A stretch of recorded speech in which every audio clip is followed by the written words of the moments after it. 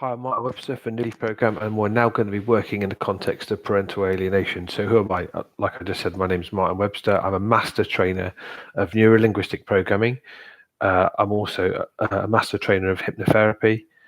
I'm also the creator of HMS Therapy, and I've set up the Association of Therapeutic NLP and the Association of Therapeutic Hypnosis, and also I've created a body of practitioners around the UK who help change people's lives, and that's pretty much what I do. I help people become the best version of themselves. So parental alienation, then, in a nutshell, the worst thing I've ever gone through. Right there, I've been through the Iraq War. I was sent to Northern Ireland if you didn't know what Northern Ireland troubles were, then look it up. At the age of 19, and went through all the horrific. I had 2 tours in Northern Ireland. I was sent to Sierra Leone, so I did 12 years in the army and came out diagnosed with PTSD. If you don't believe how bad I was, Google my name, Corporal Martin Webster, and put in Diary of a Disgraced Soldier. I came back from the Iraq War as a disgraced soldier. I was labelled by the media, and I did a documentary to try and clear my name and stuff like that, and went through a whole catalogue of stuff there, which then impacted on my life. And yeah, I was in a dark place, and I was a very angry individual.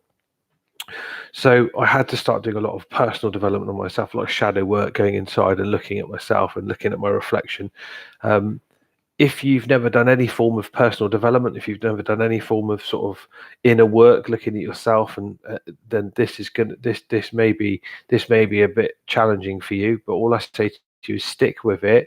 All right. If you're not seeing your children, the only thing I'll say to you is, what have you got to lose? All right. So what have you got to lose?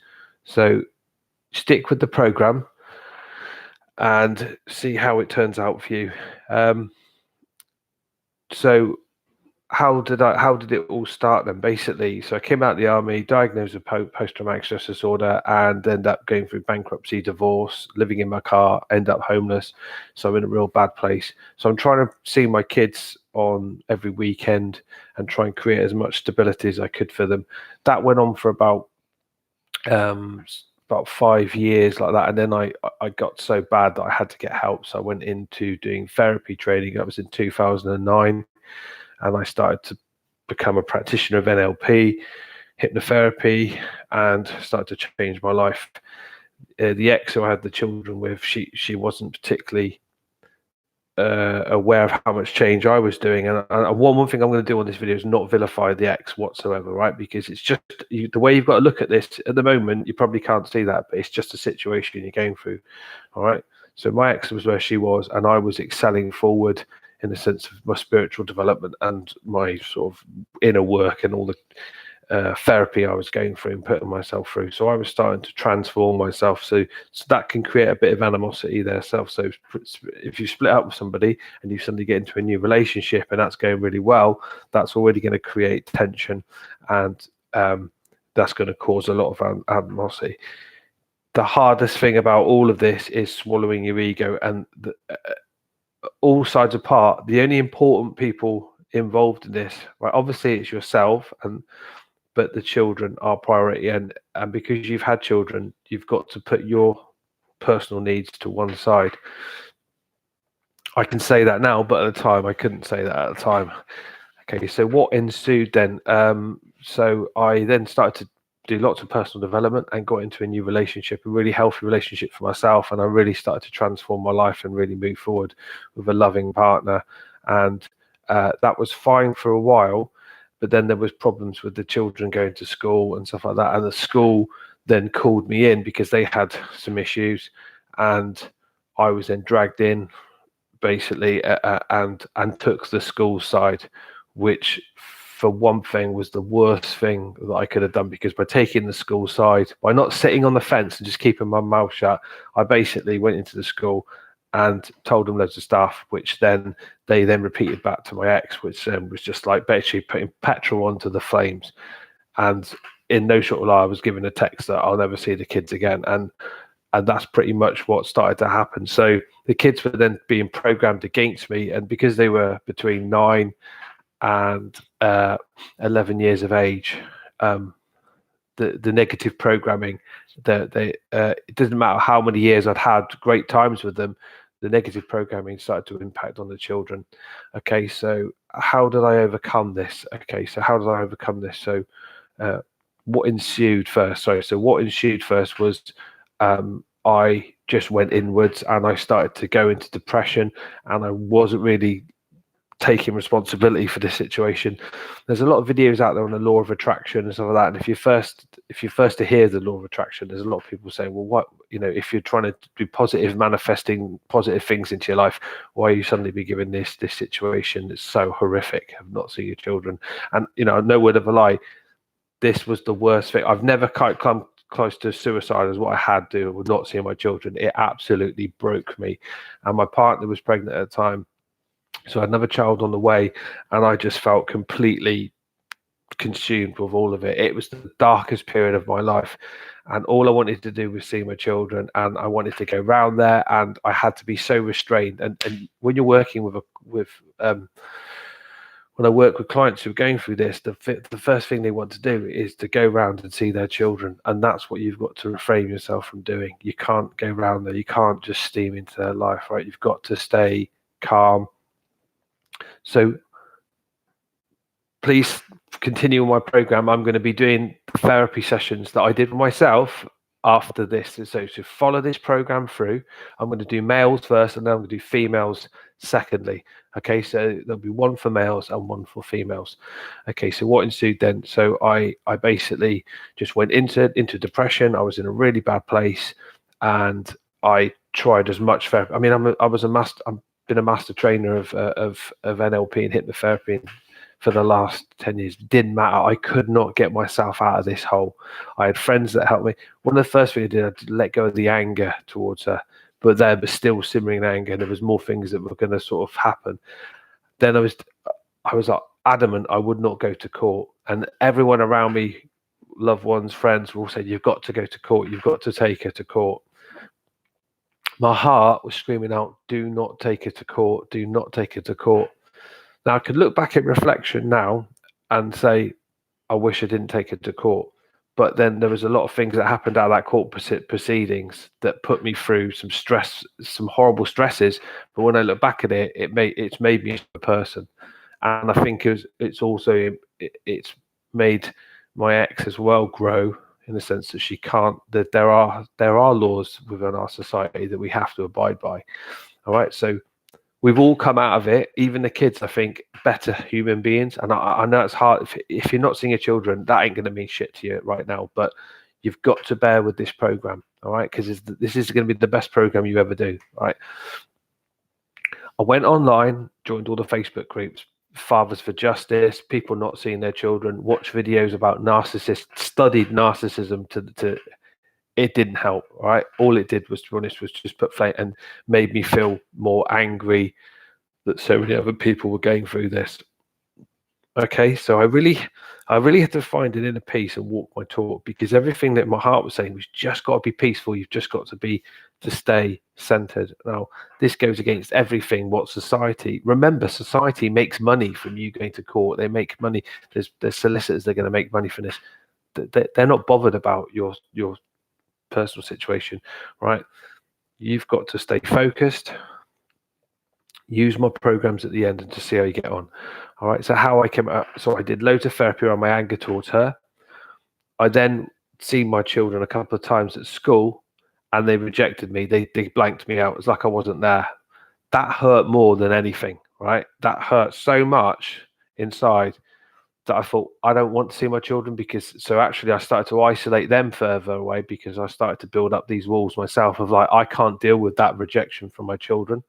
So I will do rejection as a therapy process. So follow this program through, and we'll deal with all that. Okay, so that was another thing I had to overcome, was my ego not wanting to get hurt again. All right, so I had to deal with the anger towards my ex. I had to see from her perspective, all right, why she was doing all this, all right, and I had to let go of the rejection and also guilt, because I was feeling guilt. I was beating myself up so much for like something I'd done wrong to create this scenario. Okay, so the first of the process that you're going to go through will be, the first one will be dealing with the anger towards your ex. All right, and that's what that's going to do. It's going to reduce it downside, because if you are going to court and you do decide you're going to court and mediation has failed, all right, so you've gone through the mediator, um, and you are going to go to court, then another therapy that I'm going to stick in on this package is also um, it is focused on the system, because if you feel angry and distrustful of the system, guess what? You're going to pretty much attract the worst case scenarios. When I let go of all my anger towards the system and trusted the system, it was actually the system that worked out with Kafkas and with the social services that were involved, actually worked out in both of our favors. All right, so it was a compromise, and in the end the compromise is what won. All right, so at the moment you might not see that, you might not be able to see that right now, and I guarantee you've got to stick with this program. Once I let go of all the negative emotions, right, and all of the baggage connected to the not seeing the children, it was only, I got to a place last year where I just accepted, you know, that there's that old saying of God give me the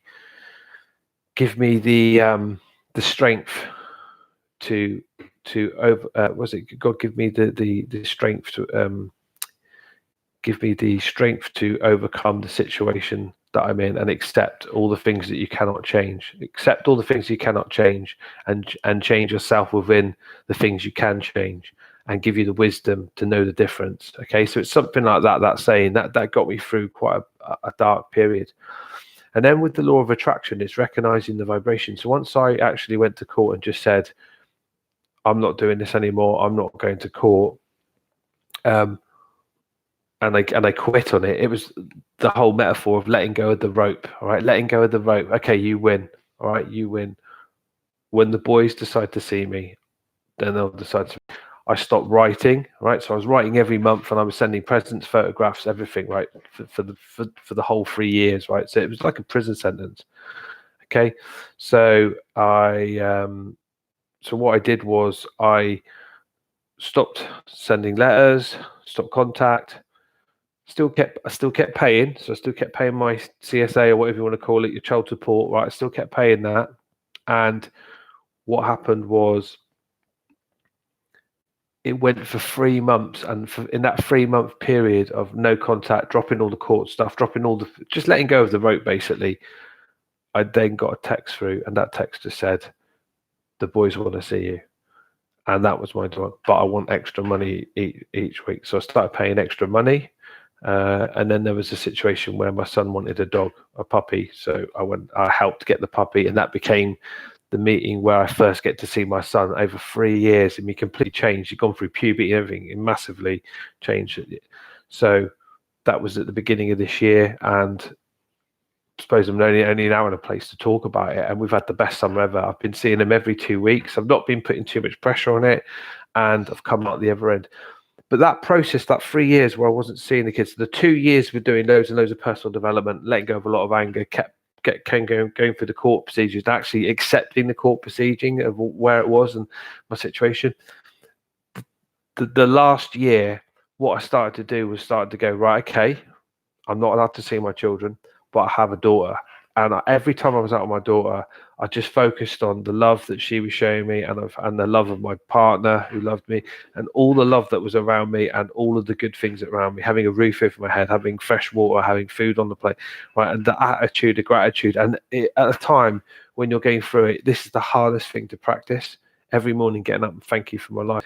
And then little things started to happen. Like I would go to take my daughter to a gymnastics class, and I'd spoke to this woman who'd been through the same thing, a female who'd been through the same. It must be even worse for a woman who has to physically give birth to a child and then have that child taken away from them. And she just said, I just gave up on the rope. So she let go of the rope. And it was that story of letting go of the rope, the tug of war, the fight, the court. Once she let go of all that, her kids came back to her, and she's got an amazing relationship with them now. All right. So by letting go of the rope, not fighting, right, not blaming, just accepting the situation for what it is, right? Because if you go to court and you go fight, and you go in angry, you're going to lose, and you're going to lose, your ex is going to lose, and the children are going to lose, right? The only winners are the courts, all right? So follow my program to the end, to the T. So I started to recognize when I was around children how lucky I was to have children, and actually that they were right, they were safe, and social services were doing everything they could to make sure they were safe, and they were safe. And I started to change my outlook on the whole situation and think there's children that are maybe like terminal diseases now. My children are alive, right? I'm not seeing them, but I know they're safe.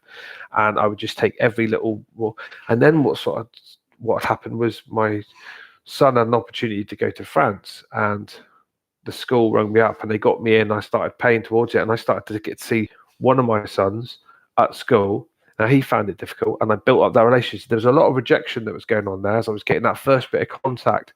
So I kept working on that rejection inside myself, right? I kept working on that rejection. So I had that one point of contact with one son, right? The other son didn't want to see me, but with one son. And I paid for him. I got an extra job, and I went out and I paid the money across so he could go to France, which he had the most amazing time. I bought him a suitcase, filled it full of stuff. Like my partner gave him a camera, and we put loads of clothes and all that. And it was that doing everything I possibly could with the limited time that I had, and getting his bike, setting his bike up, went out, watched him ride his bike for the first time. Then I started getting a few photographs of him. My partner made a cake for him for his birthday, so seeing him and then basically that was. He just said he didn't want to see me again. So I just dealt with that rejection again, which was hard. But I just kept that pursuit of, right, I know you don't want to see me. I accept that, but I'm always here for you and I love you, right? So I kept that. And I kept going with all that. And it was until the point where I gave up on it. And I gave up, and it was like the last 3 months of the 3 years of the prison sentence of parental alienation. I gave up, let go of the rope, and everything inside of me wanted to write a letter or send an email or send a text to the ex or whatever. And it was like, no, you don't send anything now. And remember this, the pendulum always swings back, right? It may be on that side for a long time, but guess what? It's going to come back, all right? And what we want is it in the middle. We want that equilibrium. So get to a point where didn't send anything. And then I got, in that 3-month period, it just so happens that my oldest son's teacher lives across the road. 2 teachers lived across the road, and we live in a completely different town. Just how ironic is that? And they came over with a load of drawings that Ethan had done when he was in France. And also we had a postcard from France as well. And that postcard we've got on our wall at my mum's house, at their nan's house, and we keep it on the wall, and it's sat of Ethan getting to France. And the school were doing everything they could to give me little trickles. And every time I got those blessings of just a little letter or a little piece of something, right, that just gave me the hope and the faith that at some point I'd see my boys again. And then eventually that text came through from my ex asking for more money, and I had just started having more work coming, so I could afford to pay her a little bit more, and that was the opening. Then I bought Sam a puppy, went round, dropped off the puppy, and yeah, we reconnected, and I've been seeing him every 2 weeks since. So we're going to start with the program in a minute, so get your headphones on. You can listen to this again. Hopefully my story is a metaphor there of hope and faith, all right? But please do not give up, all right? Do not give up. This is going to be the hardest thing you ever go through, all right? Perhaps they call it a living bereavement, all right? Because your child has been taken away, but it's not like they've died, because you know they're still alive and you could see them if you want. And that's the hardest thing about this, the grieving process. It's like a wound that doesn't heal. And this program that I'm going to take you through will help you heal that program. So good luck, God bless, and please do not give up the faith, right? Please share this video. Please leave a comment below. Let me know how you're getting on, and good luck on the program. All right, and feel free to subscribe. And thanks to Nitrogen Qatar and Sean Smith for watching this film.